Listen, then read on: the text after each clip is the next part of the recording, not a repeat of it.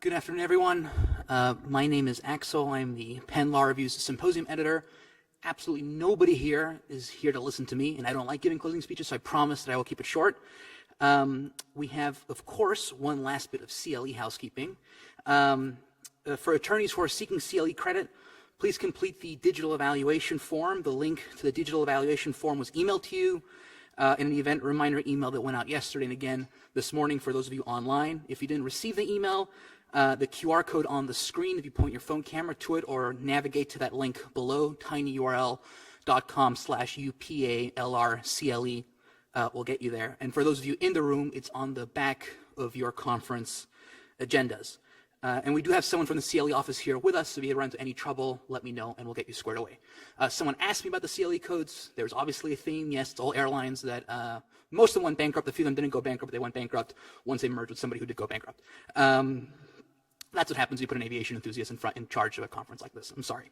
Now, I'd like to thank all of you for attending by what our best estimate is the Law Review's 30th symposium. We have 107 years of history. I have found that our record keeping leaves something to be desired, but I'm fairly sure we've had at least 30.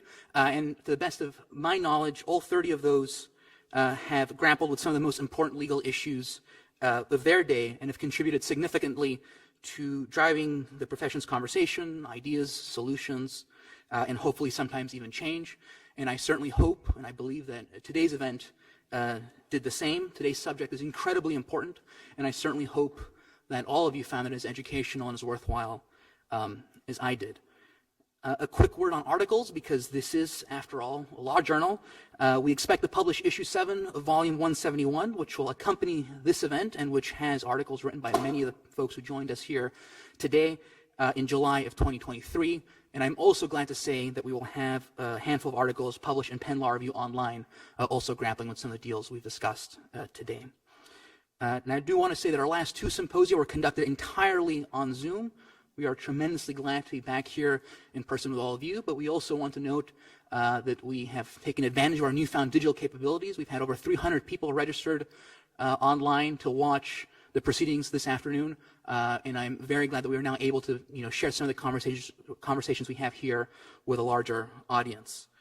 Now, finally, as I'm sure all of you know and understand, and like we've said several times today, events like this are not possible with a whole bunch of folks. And I just want to first thank all of the contributors, all the panelists who came here to Philadelphia today. We really appreciate your time and effort in coming to be with us here in person. I would also like to thank our sponsors, platinum sponsor Wachtell Lipton, and our gold sponsors, Weil Gotshal and Kirkland & Ellis, for helping make this event possible. We appreciate your generosity. Thank you. I want to extend an enormous thanks to the co-organizers of the symposium, Catherine Waldock, Vince Bukola, Sujit Indop, Elizabeth Defontenay, and Samir Parikh. Thanks to all of you for helping put together this event.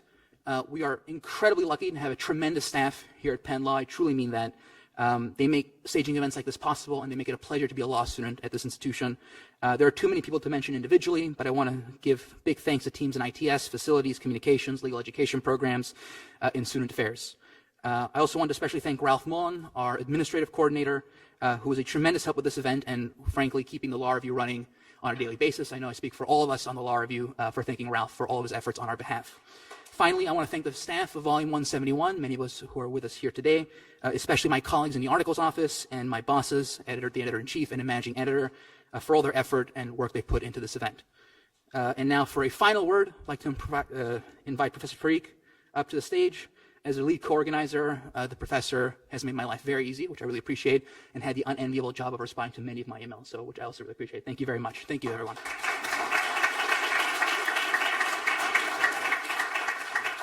Hey guys, actually I realized there's one last CLE code. It's United. No, I'm just kidding. There's no more CLE codes.